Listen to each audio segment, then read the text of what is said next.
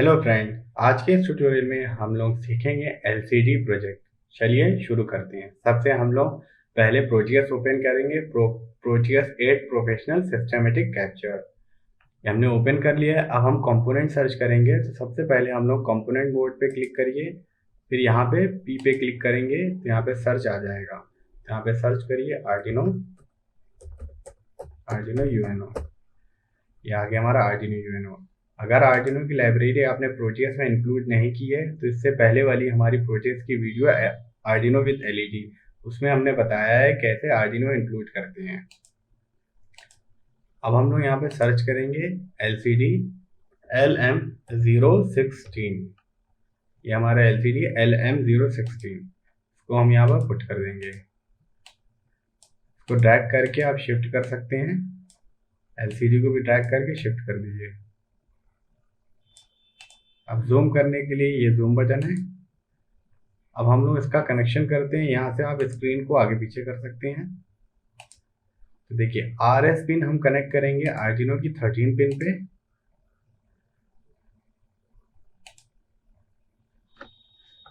हम यहाँ RS pin connect करेंगे आर्डिनो की 13 पिन से, और 12 पिन कनेक्ट करेंगे LCD के E पिन से।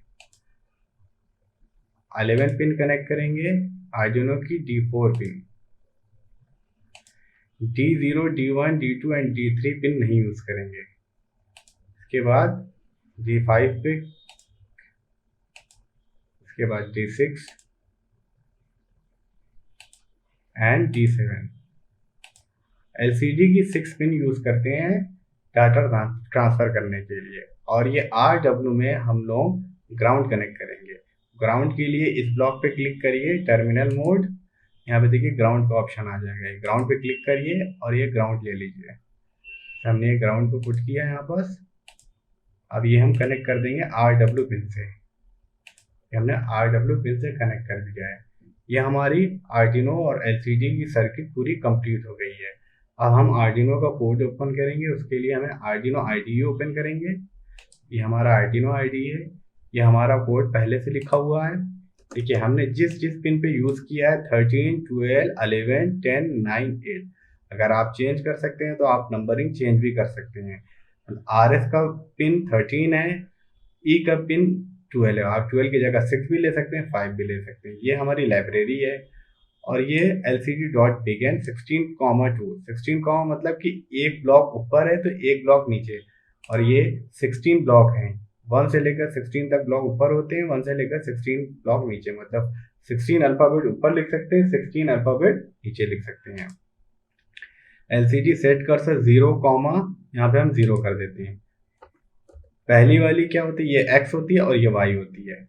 तो X 0 एंड Y भी 0, तो मिडिल आ जाएगा, फर्स्ट पॉइंट आ जाएगा। अब हम लोग इस कोड को रन करते हैं, कंपाइल करते हैं। जब हमने कोड को कंपाइल किया तो देखिए यहाँ पास टाइम को नोटिस कर लीजिएगा, 9:49 PM। 9:49 PM। अब इसको मिनिमाइज कर देंगे। अब हम लोग आर्डिनो पे क्लिक करेंगे। क्लिक करेंगे तो देखिए प्रोग्राम फाइल है। प्रोग्राम फाइल पे क्लिक करिए। यहाँ पास हम लोग इस ब्लॉक पे क्लिक करेंगे, लुक इन पे। यहाँ पास पे अदनान अंसारी जो आपका लैपटॉप का नेम होगा, और यहाँ पे ऐप डाटा पे क्लिक करिए, लोकल, और यहाँ टेम्प। अब यहाँ पे 6:49 देखेंगे, देखिए 9:49 PM। यहाँ से हेक्स फाइल को अपलोड कर देंगे, देन ओके क्लिक कर दीजिए। अब हम लोग स्टार सिमुलेट पे क्लिक करेंगे तो देखिए यहाँ पे डिस्प्ले में शो हो जाएगा easytronic.com। 0,0 फर्स्ट स्टार्टिंग, मतलब x की वैल्यू 0 और y की वैल्यू 0। ये स्टार्टिंग पॉइंट हो गया। अब देखिए कोड में समझिएगा, अगर हम x की वैल्यू चेंज करेंगे, ये हमारा x है तो x की वैल्यू हमने कर दिया 1, और y की भी वैल्यू 1 कर दिया। तो अब हम देखिए कंपाइल करेंगे, y हमारा ये होता है, x हमारा ये होता है। तो एक स्पेस ऊपर चला जाएगा, साइड हो जाएगा और नीचे लिख जाएगा। तो देखिए जब हम यहाँ पे कोड आएंगे, फिर स्टॉप करिए और फिर प्ले कर दीजिए, कोड ऑटोमेटिक ओवरलैप हो जाएगा। देखिए इजीट्रॉनिक नीचे आ गया। अब इसी तरीके से अगर हमें दोनों तरफ लिखना है तो हम क्या करेंगे, कोड में जाएंगे, इसको कॉपी करेंगे और इसी के नीचे हम पेस्ट कर देंगे और यहाँ पे कर देंगे 1,0, y की वैल्यू 0 कर देंगे। तो ये इसे ईजीट्रॉनिक है तो हम लोग इसको इजी कर देते हैं। अब रन करते हैं।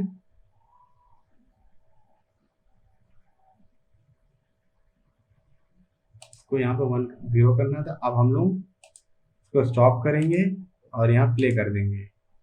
तो देखिए हमारा ऊपर भी एक स्पेस, देखिए फर्स्ट ब्लॉक छूट के यहाँ पे लिख गया है easy.com। देखिए हमने x की वैल्यू कितनी दे दी थी, यहाँ पे 1।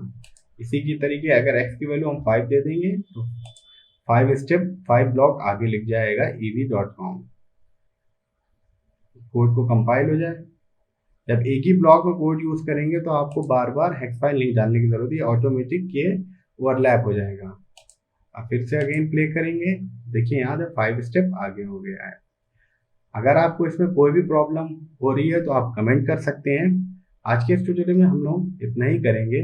अगर आपको वीडियो पसंद आई हो तो लाइक, शेयर और सब्सक्राइब और बेल आइकन को दबाना ना भूलें ताकि हमारी नेक्स्ट वीडियो का नोटिफिकेशन आप लोगों को मिल जाए। Thank you all friend.